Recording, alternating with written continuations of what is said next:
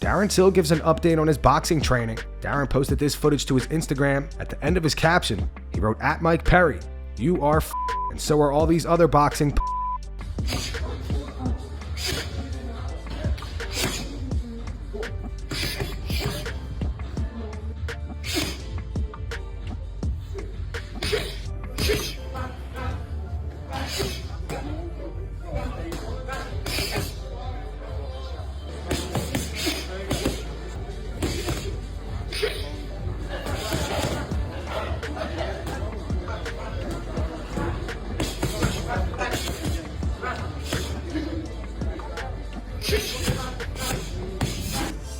Jamal Hill lists his top 5 boxers in the UFC. Speaking to the Schmo, Jamal said, "My top 5 boxers in the UFC right now. Oh, I'd have to say myself at 1. I'd probably say Dustin Poirier at 2. Probably Sergey Pavlovich. Actually, I'd put him at 4. I'll put Sean Strickland at 3. Damn, I'm going to have to move Pavlovich down again. And I'll put Sean Strickland at 4.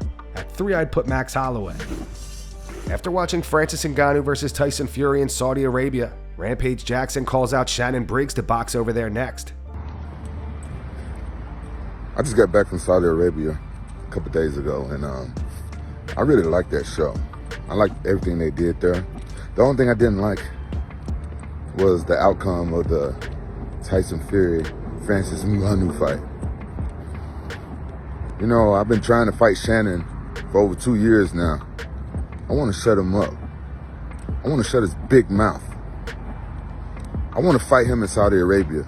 That's one of the best shows I've ever seen. It's one of the best shows I've ever seen. But I know if I fight him out there, I'm gonna have to knock him out. I can't leave it up to the judges.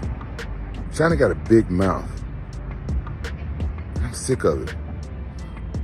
I am. And I know a lot of the fans really want to see this fight, and y'all ready to see this fight because it's been like a long time in the making.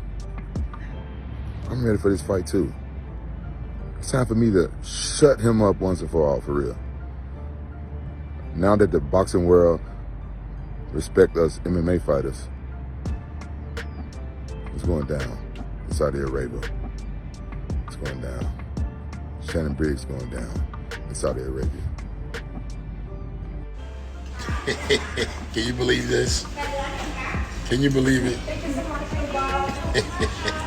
Let's go, champ.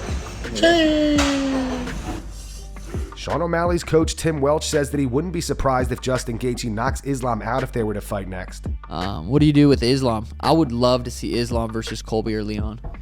I think if Justin, everyone thinks Justin Gaethje would get ran through. I don't think he would, dude. Because they talk about Gaethje when he fought Khabib. He got there 10 days before that fight and just everything was wrong. Dude, Gaethje's a different dude. They fought at like 4 in the morning or some weird time when they fought too, because it was the night here. So it was switched. Yeah, and got there 10 days before. Yeah, that's hardcore. And Khabib said he knew that. He knew that Justin got there, and he's been through that time travel multiple times. He knew that was just going to ruin him. So this Gaethje now versus Islam in Vegas or something. That would be sweet. Yeah, that would be sweet. I agree. I wouldn't be that surprised if Gaethje knocked him out. I just wouldn't. You know, like Khabib too. Khabib comes in. He's like, I have to take him down. Islam strikes with people. Islam's good striking. He's a good striker, yeah. He's got very, very good striking. But he'll be standing with Gaethje, I think, a lot longer than Khabib was going to try to stand with him. Mm-hmm. Gaethje, remember how good Gaethje looked versus Fiziev? Yeah. He out kickboxed him. And then Southpaw Dustin Poirier. Yeah, I mean, if it's any, Gaethje versus Islam would be sweet too. Dan Hooker has high praise for Bobby Green ahead of their upcoming fight on December 2nd. Dan also reacts to the UFC stating that it's a 5-round fight as a co-main event. Speaking to Combat TV, Dan said he's got a lot of good skills. I respect Bobby Green probably more than I respect 99.9% of the other fighters in the UFC. That's a real fighter. There's not many of us left, so it's an exciting fight. I rate his skills quite highly. It looks very unique, but it's just a lot of different high-level stuff all happening at the same time. I respect his skills a lot. The cheeky bugger said it was a main event. Sweet, 5 rounds. And then they switched it to co-main and they reckon it's still 5 rounds. Check with all my old bosses. I don't do overtime. Now we'll see. I think it's just a bit of a misunderstanding. Robert Whittaker warns Deontay Wilder to not accept an MMA fight against Francis Ngannou. At the moment, there's talks of Wilder fighting Ngannou in PFL under a mixed rule set. Don't make it MMA. don't make it MMA. Rob, that's the rumor going around. Any That of you is the boxers, rumor. don't make it MMA with Ngannou because you won't learn how to check kicks faster than fast enough. You got to kick your legs in, dude. And also, one thing we saw right in that last fight was how hesitant Fury was a little bit to really engage and to really he got the punch he got caught with didn't even look like that heavy of a punch.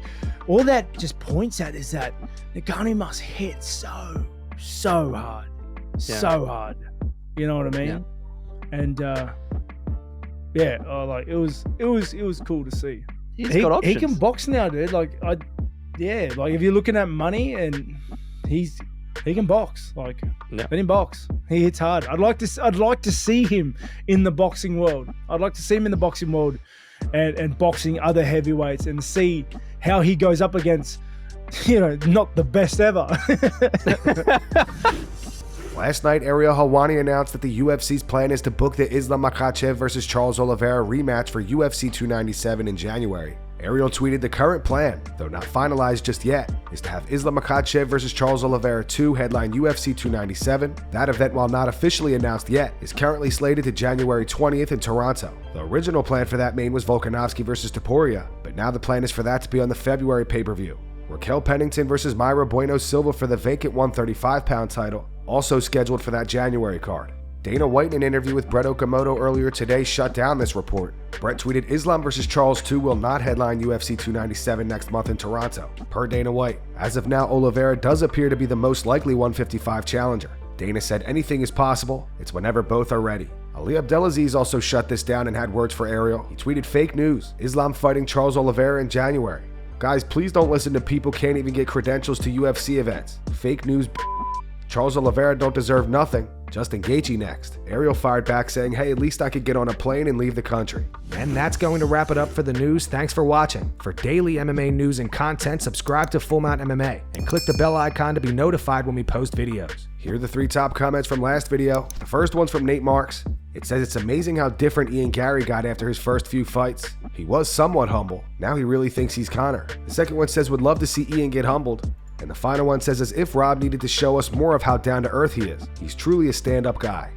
Those were the 3 top comments from last video. If you want to be featured in the next one, all you have to do is comment down below. And if you missed yesterday's news, click the video on screen right now to get caught up.